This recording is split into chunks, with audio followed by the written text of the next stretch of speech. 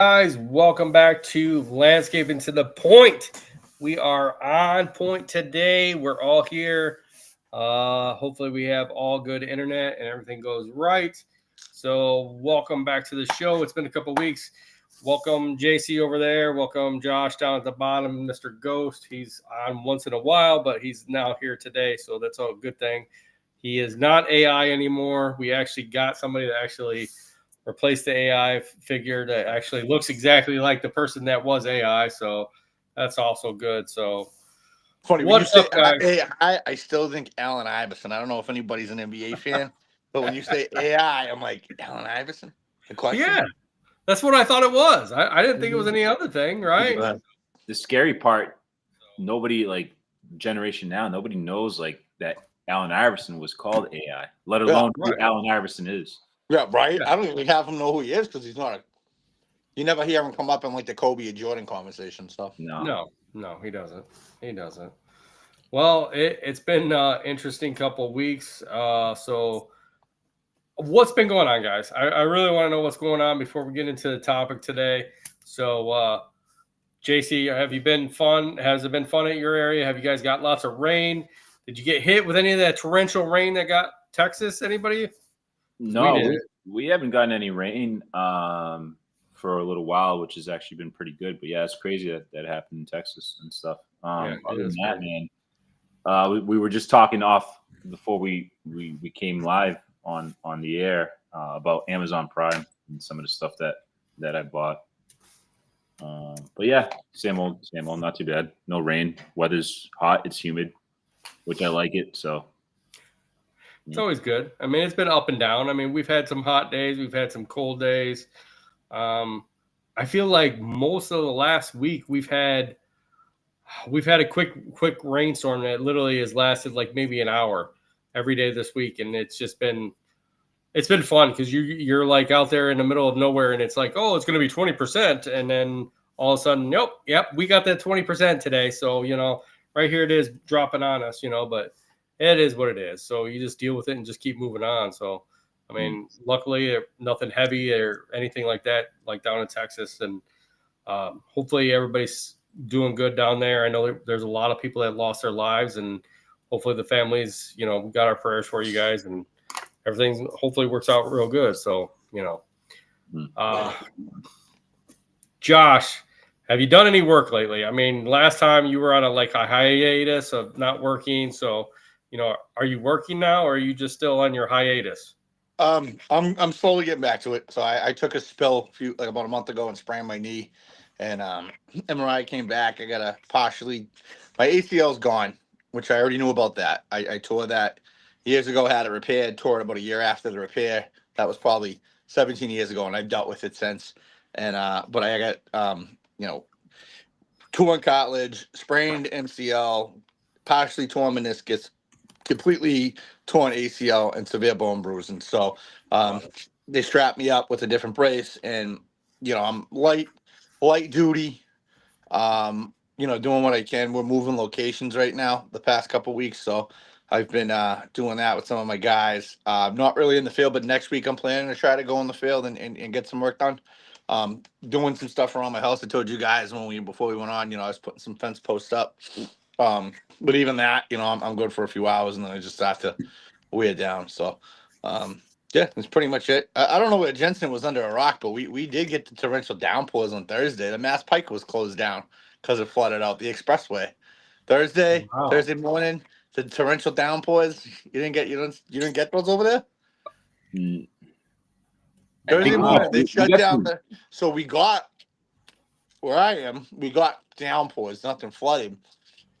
But just south of Boston, the expressway flooded out. Like, people were stuck. They had to bring the fire department in to get people out. Yeah, Wow. I did hear that. Yeah, I was inside all day Thursday, so that's probably why I didn't relate the fact that we had so much rain.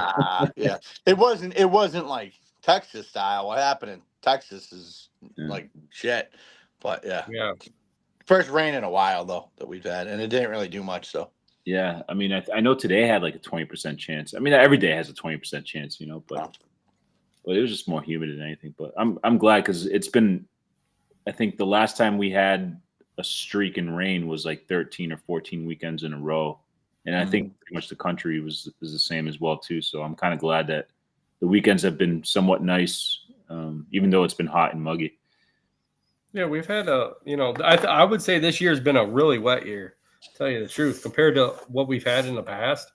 I mean, I feel like last year this time it was really hot and humid and dry, and we're really not dry. I mean, we've been kind of wet to where everything's growing great and growing out of hand. I mean, the bushes are growing out of hand, and so is the weeds. I can't believe it, but I guess that's that time of year, really, sometimes.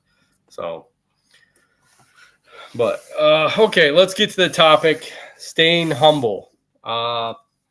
So, do you guys ever think back to when you guys started your business, JC? When you first started your business, why you started it, and why?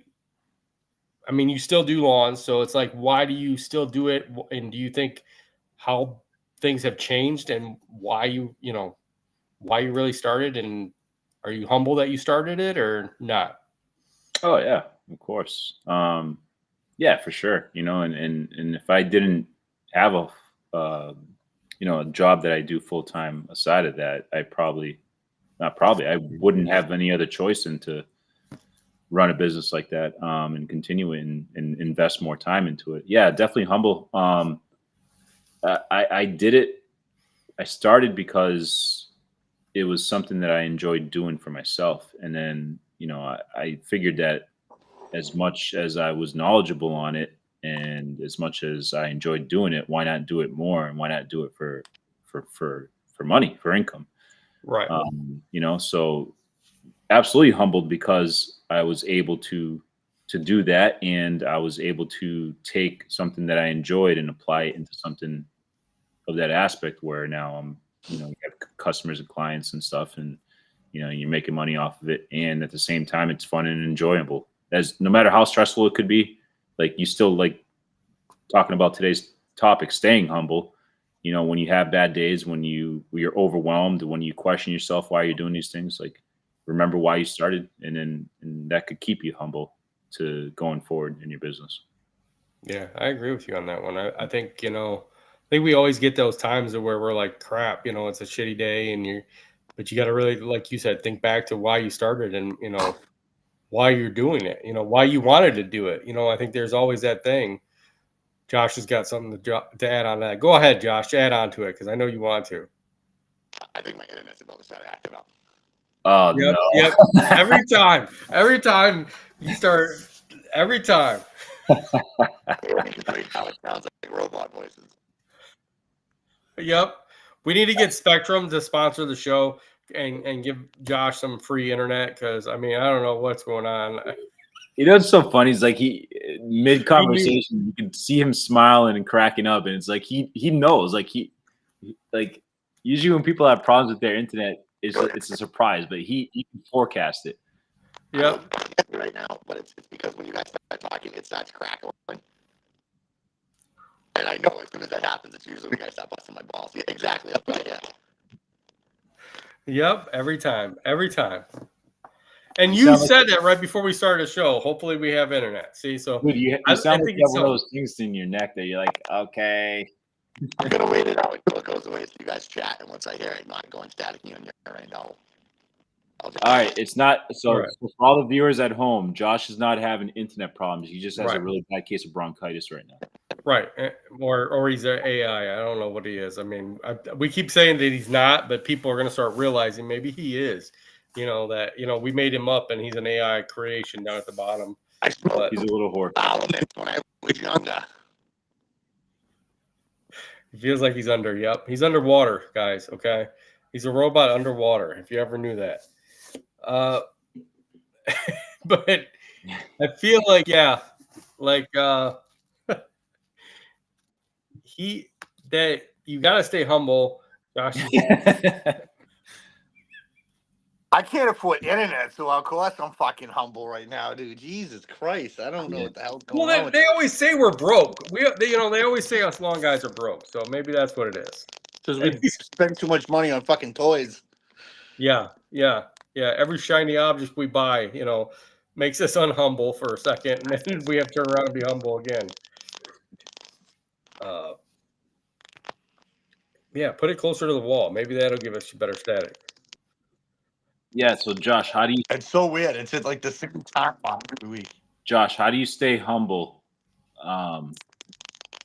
At especially like with all the projects that you have coming up, and like did you have like a machine go down recently? Or your truck? I've had a few go down, like in some of the worst times, and I think that's what keeps me humble is the anxiety and fucking depression that goes with owning a business. Is like, you know, I'm perfect example of one of those people that pays attention to my failures more than like my successes, and I think every once in a while, like someone will go, dude, like I know you kind of jumped around with what you want to do, but look where the fuck you are compared to, I was working out of my wife's Tahoe, you know what I mean, for fucking a year and then like scrapping up Craigslist gear to try to get things going. And sometimes it takes a little bit to step back and go, okay, I actually did something. But I'm like, I hate using imposter syndrome as that, but like just sometimes like it's a smack in the face to be like, dude, like appreciate where you are from where you were. And again, like you said, like why did you do it? Like I didn't do it to like get rich. I knew I wasn't gonna get rich doing this, but it was more like quality of life at some point. Like off the bat, you go through that grind culture when you're younger, but it was more or less like, I need to go to a doctor's appointment, and my kids need to go to doctors. I'm not worried about using PTO or vacation days, which I used to do. Or if I wanted to do something, I could take the time off. And it takes a while to learn not to stress over like being able to fucking say, hey, I'm going to take a long weekend. But yeah, I think humble's there. I mean, like I said, I have a hard time sometimes realizing where I am and not appreciating where I am. So. How do you? Well, sorry, Scott. Go ahead. No, I was going to say, how do you? All right, we all find our own reasons to be humble, right? Like we have our own stories, we have our own successes. A lot of us started with nothing and ended up having like a bunch of clients that we never thought in a million years we'd have. I think all three of us started with nothing. I mean, none of it was given to us.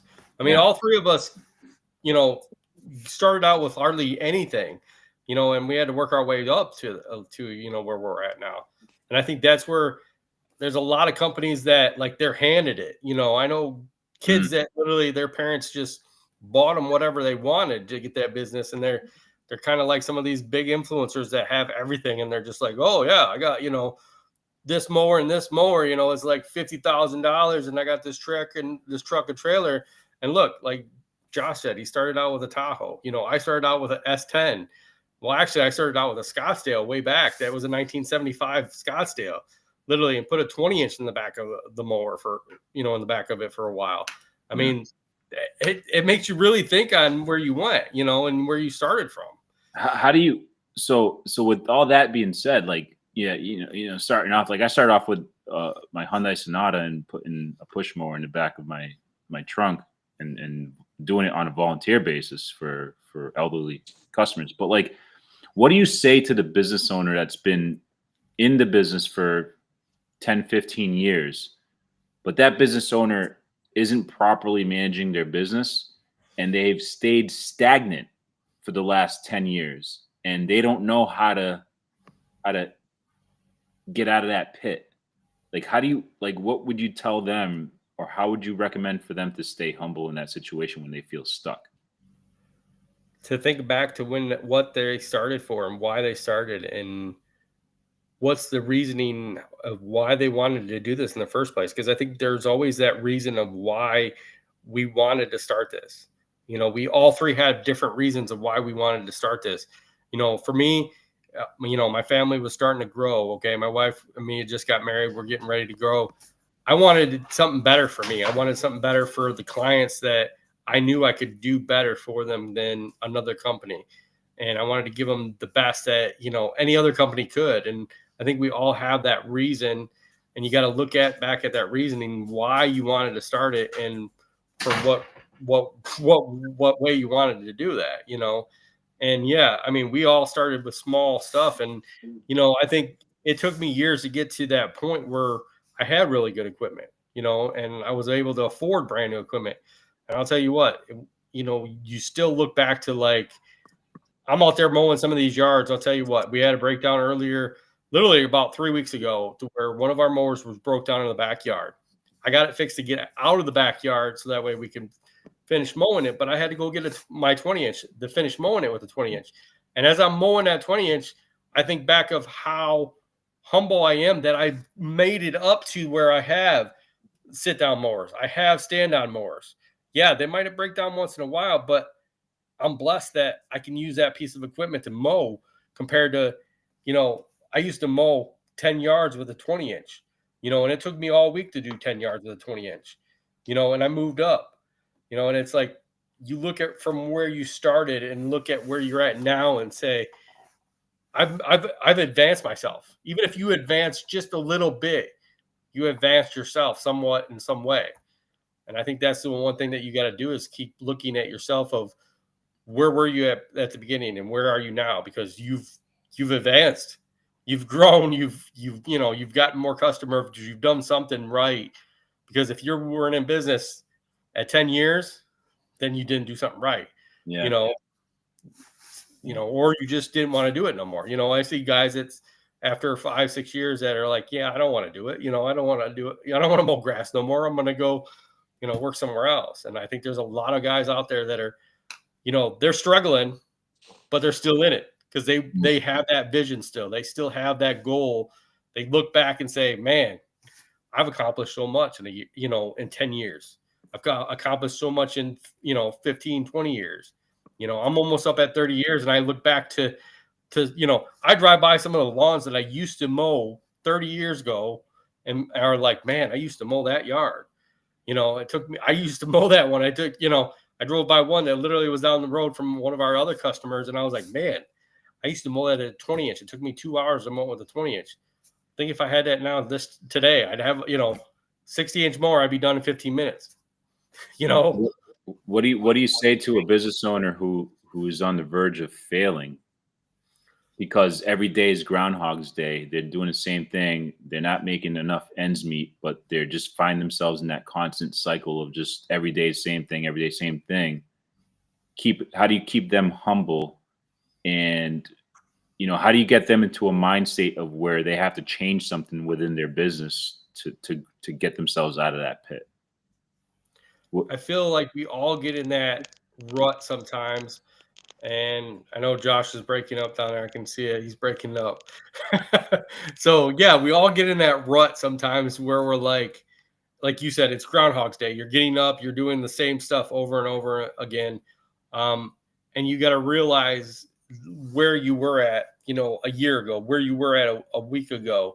And sometimes we have them struggles, and you got to figure out what's the problem? What do I have to address that I might just have to change, or I might have to tweak this? You might be doing a yard that it's killing you because of, your price wise is so low that, you didn't price it the right way, and you're not going to raise the price because, maybe they're 80 or 90 years old and you want to make sure that they're good, but you're taking too long to cut it. It's taking you too long. You have to reevaluate some of that stuff sometimes. And I think that's where you have to look at it every year is like, how do I need to reevaluate my business? Sometimes you need to look at that job throughout the year. Because I tell you what, I've done that over the last couple of years of looking at the jobs day to day, week to week, and saying, is this really the one yard I want? Is this yard really profitable for me? Is it making me my money? Am I losing money on it? What's going on with this yard? And that kind of helps you think more of, is my numbers correct? Am I struggling with this yard or am I not? And that helps you decide, do I need to keep this yard? Do I need to raise the price? Do I just need to say, hey, I need to get rid of it?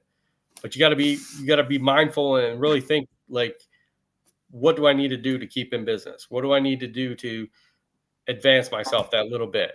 Sometimes it only takes that little bit to push you over. Sometimes it takes more, but you take it one little step at a time. Even if you're taking one step a week, one step a day, one step a month, whatever it takes you to get to that point to where you want to be at. And I think Josh would agree on that too. Josh, is your internet good to where you want to talk now, or is it still I hope so. We'll see how it goes. It started flickering a little bit.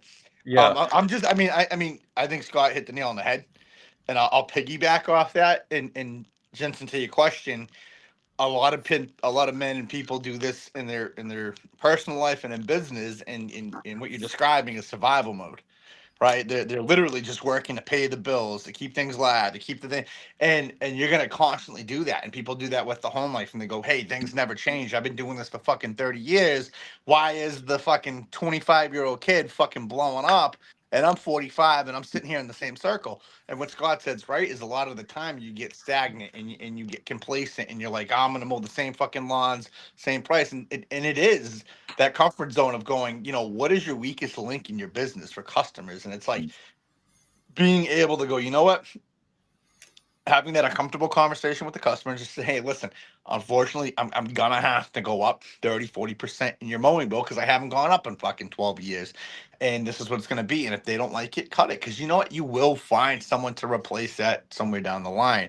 And I think it's looking at your books and facing it. Maybe you're not doing things right. I have to do that all the time where sometimes I get very complacent with business and I realize, wow, I'm running in circles. Why is cash flow suck? Why is this not working? And going, okay, let me look at what I got to do. And okay, you know what? I have to cut these things. I might have to lay this guy off for a little bit. I might have to get rid of a truck or price out insurance, shop insurance rather. But I think survival mode is something that goes on a lot of this business, and that's why guys get stuck and they kind of just plateau once they get to a certain point. Um, I mean, you see it. How many small to medium companies are in this industry? I'd say it makes up probably at least fucking 70%.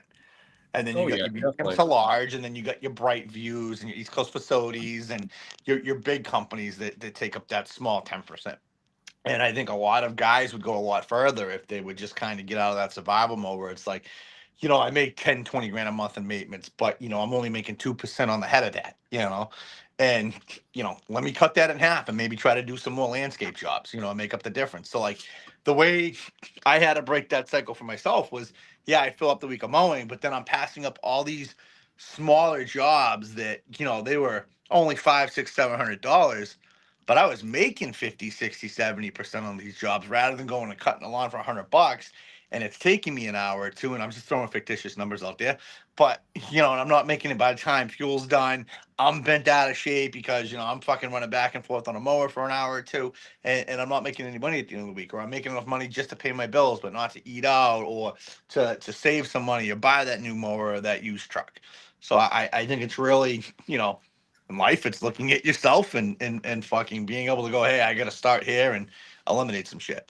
So Yeah, I agree with you on that. I mean, I think that, like you said, there's a lot of guys out there that they get used to it, and I'd say I was one of them at one point, and I think it's like you said, we get to that point where we're used to that customer. We don't want to lose that customer because they're a loyal customer. They pay on time, or they pay ahead of time, or they pay cash, or they pay every time you're there. And I think you need to look at, like, is it worth it for you? Like you said, there's always another customer out there.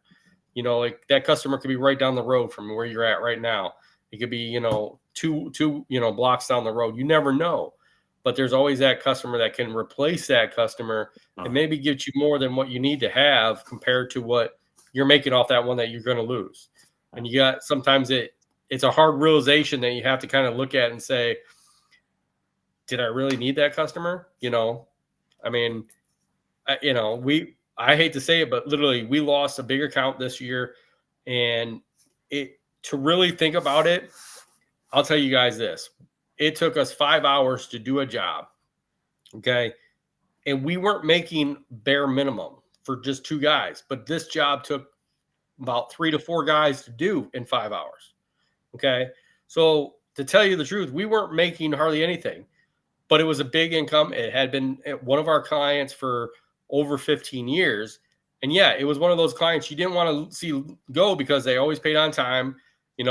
If you needed to add on an extra service and tell them, they'd go ahead and say, go for it, do it, do it. So it was a good income coming in. But when you actually look at it and they said this year we drop you, and it makes you think back, like, that's 5 hours I get back out of my day. That's 5 hours I can put into another yard. That's 5 yards. That's one account that took me 5 hours, I can spend time doing multiple jobs. I can do extra landscaping to make up triple of what I made on that account. Absolutely. And dude, being complacent. Complacency is a business killer when you're just comfortable with what you have in front of you. Because let's say on average for most people in the Northeast, right? So like Eastern Midwest to Northeast, right? Average account for 20, we'll call it 28 weeks of just mowing, right? Typically around like, let's call it 800 to $1,200, right? For the Right. season, just mowing, right? Average lawn, nothing crazy, right? After your expenses on that, right, for the season, let's say $1,200, you're probably bringing in around, realistically, after taxes, after you pay a weed whacker, after you go through wear and tear, travel time to get there, you're probably taking in about $400 on the season, right? And most guys go, "Oh, you're fucking stupid. That's crazy." Most maintenance accounts run between 2 and 7% annually after owner's salary, right? Right. You're gonna tell me you can't make up your full number of $1,200 in your profit bucks on a simple landscaping job, on a trimming job. You go to Home Depot, you buy the hedge trimmers, the Echo hedge trimmers. I think those run about what, $350? You can Yeah. probably do 5 or 6 trimming jobs and make triple that for the time it takes you on that customer. Now think about if you have 5 customers like that. It's $5,000 a year. Oh shit, man, that's $5,000 a year off the top. But I'm telling you, if you, again, it goes back to what we've talked before, trimming that bottom 10% each year and either making it up with a mowing customer or being adamant about getting landscape jobs or, maintenance jobs, mulch, trimming, edging, upsell the edging. Hey, usually we just give it a quick refinish. We want to take a couple inches off it. It'll cost $400 or $500. It's all fucking labor. There's no material in it. You're cutting out edging and you're throwing it into a dirt pile. One thing I'll tell you is a lot of guys tend to get complacent because they go towards their mentors that are more in their late 50s and 60s, the boomer era, right? Again, and the time that these guys were thriving in business, business was a totally different thing. You could be a little bit more complacent because there was more loyalty. Social media wasn't there advertising everything. You didn't have all ads popping up for different companies. You didn't have postcard markets. It was you went into the yellow book and you looked for fucking whatever you had to find. So getting advice from someone older, granted, there is some good advice, but you also have to look at like, if you're not constantly advancing and changing your efforts and your in your procedures, you're gonna bite the dust, and that's where guys just go, "Oh, what I did in year 2, I'm doing in year 7, and it's not working." Well, no shit, because you put a lot of effort into your work. You're a good craftsman. Your equipment's gotten more expensive. Insurance has gone up in the past few years, so of course you're not going to break even. So, and then look, that 2 to 7% profit, right? If you're not upping those prices each year as you go, and it's small incremental increases, right? Right. What's going to happen over 7 years? That profit margin drives down. So you're adding accounts to make up the difference rather than upping the price, right? Dude, it took COVID for we're going to say not the landscape and hardscape, the lawn care industry to up their prices with mowing, right? Yeah. And now things are starting to go back down because people are scared of the economy right now. They don't know which way things are going. So guys that were getting $100 for a lawn now are now slowly backtracking. I'm having a hard time selling residential paver jobs right now. And I'm at the pricing that I had in COVID. It's 2025. COVID was in fucking 2020. Right? It's been 2 years clean out of the gate where it doesn't exist anymore. It's a fucking bug. It's a flu. It doesn't affect anybody. And it's still there. And now prices are dropping back down to where we were at 2018-19, which is insane. Hold your ground in your prices and go through it. Always pay attention to where you're getting your advice from. Look at the source of the advice. You're going to take health advice from a crackhead? No. You know what I mean? So. Yeah. I agree with you on that. I mean, all the prices have increased, and a lot of the lawn companies now are afraid to raise their prices because they're afraid to lose a job, because of like I said, because you're complacent, you're ready to just keep that account. You don't want to raise the prices because everything else is raising, and you got a customer saying, "Oh, my prices of everything else has gone up, what should I do?" Well, so is ours. Everything that we own has gone up. Think about it. Mowers have gone up. Gas goes up and down. Equipment is just nonstop going up. how are we to continue to run a business if we're not raising our prices? And I think that's one of the things that everybody has to come back to realize, like, yeah, think about it when I started my business, literally what I'd probably get away with, if I made $60,000 a year, I was making bank, because literally expenses were $5,000-$10,000 a year. It's a little different now than there was then.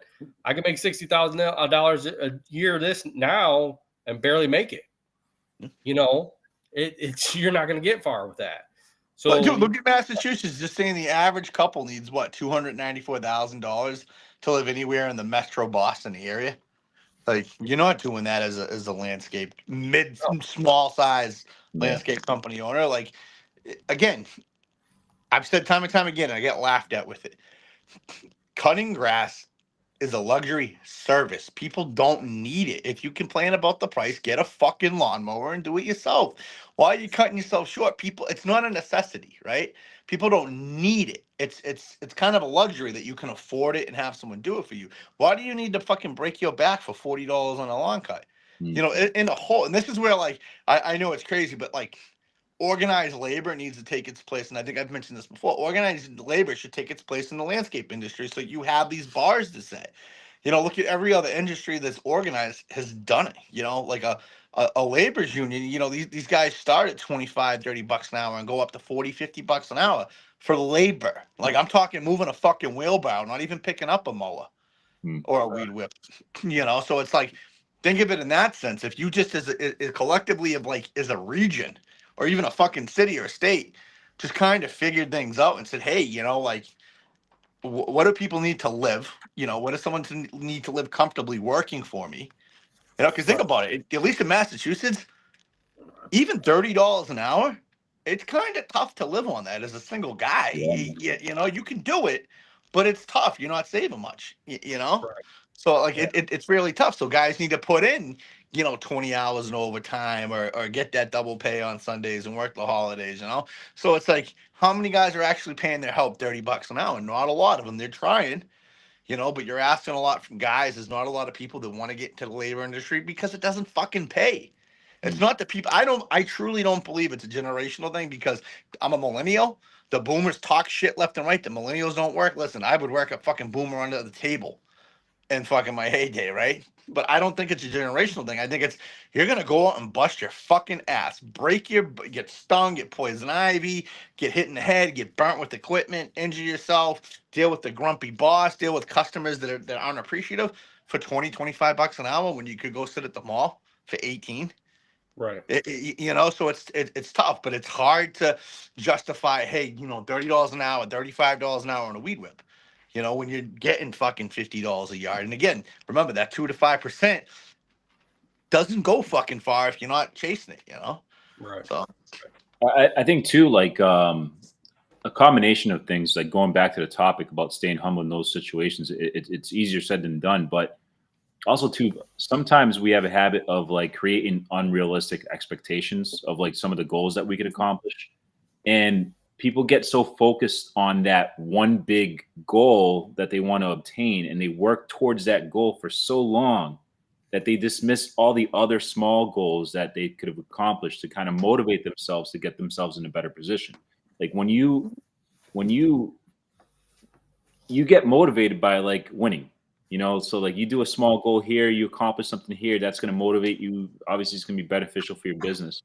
But like, think of it from this aspect. Like, how many businesses do you know have maybe downside 50% and became more successful by doing so? Because they reformulated their game plan. They realized that, yeah, we have too many people that we're paying out, and by cutting their company in half, they're able to focus on more money-making jobs and allocating people towards those specific jobs and being more successful at the end, So it's like coming up with a different game plan, and then maybe changing your goal. Your initial goal may not be the goal that you want 5 years later.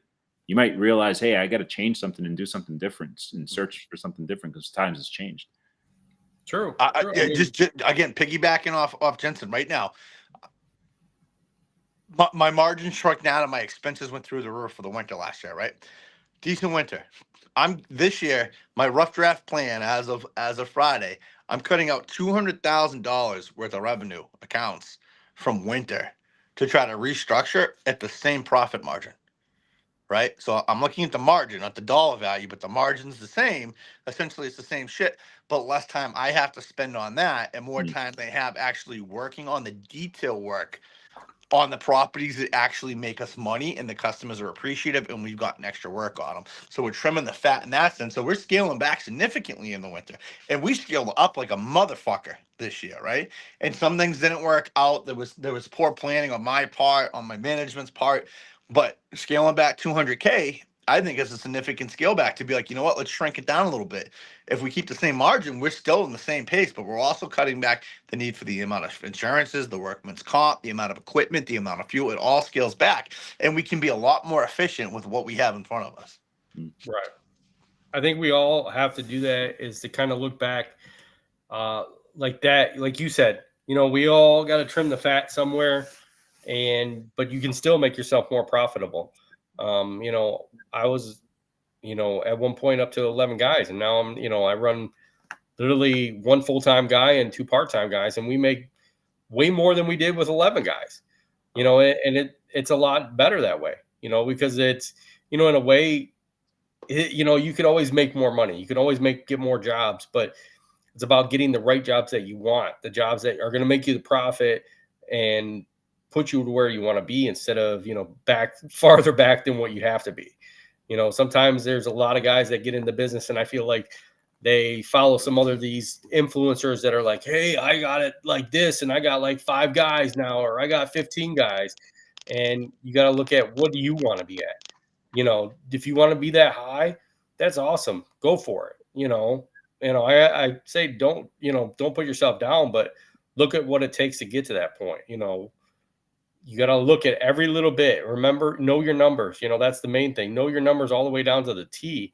That every guy you add on, that's a little extra that you got to look forward to. So, make sure that everything's getting done right.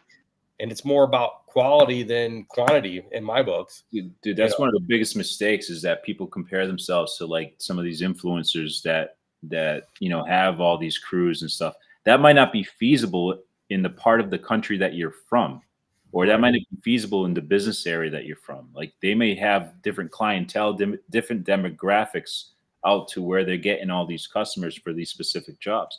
And you might be in a rural area, or you might be in a less income area. Like Josh says, it's a luxury. I agree with him. It's a luxury service, and you might not have that availability of clients, where now you have to kind of search for those clients a lot further. So you can't do what you see online based off somebody else's, success. You have to find your own success and make it work for you. True. I think Jensen just said, like, realistic expectations of, it's not just people comparing themselves to the influencers, but the people in their areas that may seem successful. You don't know what they have going on in their personal lives. Now, you can compare this to, like, a lot of people will compare themselves to their friends. Like, oh, I'm 22 years old. My buddy's friend is 25 and they got a house and they got a dog and he's married, but you don't know what's been given to him, what he has for help back. It's the same thing with business. You don't know if a guy has a wife that has an income of $150,000, so he doesn't have to worry about paying all the bills and he can focus on the business. You don't know what was given to him. And not everybody that is successful in that sense has things given, but you don't know what someone else's plot plan is, how they were able to get that success. And if you're worried, ask him, because sometimes you go, oh, wow, this guy was actually his dad. This example, Case Facility Services, Case Snow. Everybody knows him. A lot of people hate him. Jason Case, right? Everybody thinks that Case Snow is made by Jason Case. Case was around prior. It was piggyback off his father's excavation company, who had a massive relationship with Case Equipment and Caterpillar. So he already had a pretty good foundation to base that off. Now, granted, he was successful in the sense that he had that foundation to build off, where the company was already established. It wasn't Case Facility Services. I forget what the name was. It was Case something. But he did transform this excavation company into this full-blown snow company, so it can be done. So like when you see those kids were like, daddy gave him the truck and they gave him the rig, it's bittersweet because you're like, oh well, I had to work my ass off. But you know what? I root for those kids because you can lose that fucking truck and trailer just as fast as you got it. You still have to continue to maintain that and get it done. Like, yeah, you got a leg up because you were getting $100,000 thing, but I want to see you succeed. It's all about how you play with it. But I wouldn't compare yourself to even the medium guys because you never know if they're running 100% on debt. It's very, very, very. You guys know how $20,000 on a mower, $60,000 on a truck, $10,000 on a plow, $10,000 on a sander. You can go into debt really fucking fast, and be treading water, and not making any money. So, yeah, definitely ask questions with people in the industry in your area and see where they are. I think you'd be surprised. I think so. I mean, there's a lot. I think there's a lot that we all can learn from each other. I mean, following these influencers is awesome, but you got to take it with a grain of salt, like you're saying, and just you got to look at more people in your area, I think, than somebody that's across the world or across the United States and making good money. Because, like you said, it could be the area. Every area is different. You got to, check out some of these other companies around your area and see how they're doing. And there's always a successful company in your area that, some of them will talk to you. They'll network with you because they, there's stuff that they don't do that you might want to do. So, I mean, you can always piggyback off each other and, grow each other's businesses. It's just like networking, just like getting into BNI. You're all going to grow off each other and make yourselves a better company, growth wise. So, there's always things to advance yourself and advance other things. So there's always a good way to go back to being humble on it, So, Josh, I got a question for you. Yeah. How do you keep your employees humble? I mean, yeah, you feed them probably because you got them off the street. assault.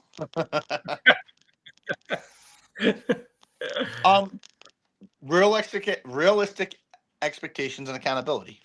Honestly, like, this is what I expect from you, and when things fold or fuck up, it's what was the reason for it. And I think everybody knows my culture and what I stand for, and I'm not one of those people that you have to work 90 hours a week to have a successful company. I want everybody. I just talked to my main foreman today about let's after we get the pruning done from July, let's try to go to 10 410s, and try to live it up. But I mean, culture is a lot of it. That's what I come down to is culture. What you present, I have no experience in being, having employees. But I would say this is to keep them humble is to be one of the guys. If you can, obviously you have to have that separation at some point of like, yeah, you're the one in charge, but pick up a shovel, like, earn some of their respect as well too. Don't be that business owner that shows up in that fresh, clean, brand new truck, flexing on them. And that's going to give like that bad vibe that like, oh, this asshole showing up with his new truck. He doesn't even put in work telling us what to do. Like, treat everybody with respect and try to, don't be afraid to get your hands dirty too. If you have to help out, give somebody a day off if they need it, and just be that team player. You still have to be a team player, even though you're in charge. Right. If your back's against the wall and you guys are in a deadline, like Jens said, pick up a shovel, help them out. You can sit there and crack the whip, and some guys are like, no, that's what I pay him for. But it's like, show them that you give a fuck. You know what I mean? Right. You guys are working hard. I'm going to pitch in and give you a hand. Right. And then start with the verbal assault. Yeah. Do you think people should follow that guy that's that way, or the guy that's out there doing the work, putting in the work? Because I mean, there's companies out there that are saying, oh, I made this big money, and I know, Josh, of the guy I'm talking about that drives around with his $400,000 car, and he goes to each thing and shows his employees working, and he's like, oh, here, I gave you $1,000, here, I'll give you $1,000 too, but really, he's not even putting his foot into anything. He's Well, not listen, shoving. that works too. But again, it all depends on the culture and how you take care of your guys and how you're appreciative. If you're a dickhead, I mean, you give a guy, $1,000, you know what I mean, but you won't give him a day off when his kid has to go to a recital or something or go to a doctor's appointment. You know what I mean, dude? That shit goes a long way. I worked my last job that I worked as a W-2. It was the first employer I worked for. The guy he didn't own it. He was a general manager. But he's one of those things like we only have so much time with our families. And if you have something important to go to, like I want you to be a part of it. Like I want you to go be there for your kids. This is just work. Obviously, don't abuse it. But the quality of work that came out of guys because they had that ability to be like, I got to grab my kid from school. Other guys were willing to step in and pick up the pace for that guy being gone. And that's like what I try to build within my company. We're like, we all got to back each other up. Like there's times like my knee was shot for a month and I couldn't do the work. Right. Right. But I'm still in there. I'm making phone calls. These guys see me drive around checking on properties. Do you need anything? What do we need going? And it's just like you keep the momentum going with everybody. Make sure they know they're appreciated for what they do. I mean, it's fucking hard work. We just talked about it. Usually, it's underpaid for what it is, right? Right. I'm gonna tell you, no matter where you are in the country, you work in this industry, you're underpaid. That's just what the fuck it is. If you're not making $35-$40 an hour, you're underpaid. Right. And show these guys appreciation when you got good guys working for you. Yeah, I like the military mentality. It's something that I didn't know for a long time, but like what I'm referencing is that the soldiers eat before the commanders. Like you got to take care of your guys first. Make sure that they're fed because they're the ones that are working for you. Yep. Those are the ones that are on the front line. They got to eat first. Then the commanders go and eat. Making sure their guys are taken care of first. I mean, it kind of relates to this industry. You got to make sure your guys are good. Definitely. You're not going to take care of them. Someone else is going to sweetheart them. You know what I mean? There's a lot of guys looking for work. You know what I mean? So. Yeah, I think employees. Yeah, you hit it on the head, especially if you got employees. Treat them right, take care of them. They're there to help you out. Like Josh said, every one of the guys that works for me will do anything for me. And I'm in return, I'm the same way. If they need something, I'm there for them. They're each employee. Like sometimes, like I try to tell a lot of guys is, we're like family. We're a close knit family. We know everybody. We all know each other's parents, family, whatever it takes. But we're at work. We're here to do work to grow up the business. It's not my business totally. It's all of us that work together to make this business to where it needs to go. And I think that's what you need to do to continue to grow it. So, and Josh likes to go in and out, but that's what we are doing to continue to grow our business. So he's buzzing in and out over there. But so we're coming close to the end. We have our week. So I'm losing you. Dude, even when you have bad internet, you still have to be humble. Yes, you do. Brightstone's got a weekly joke in. What's the result of a Smurf relieving himself on a lawn? What? A Smurf relieving himself on a lawn. I don't understand the question. A Smurf relieving himself, peeing, pooping on a shit. What's the results of that? Yes. Come on, Jets. You got to know this. This better be good. It's bluegrass. Oh, man. I like that one. Come on, Jetson. All right. I'll give him that one. Hey, he's been coming up with some good ones. We should know this. He's been coming up with some good ones. Yeah, listen, man. It's like our conversation before we got on the air, getting old.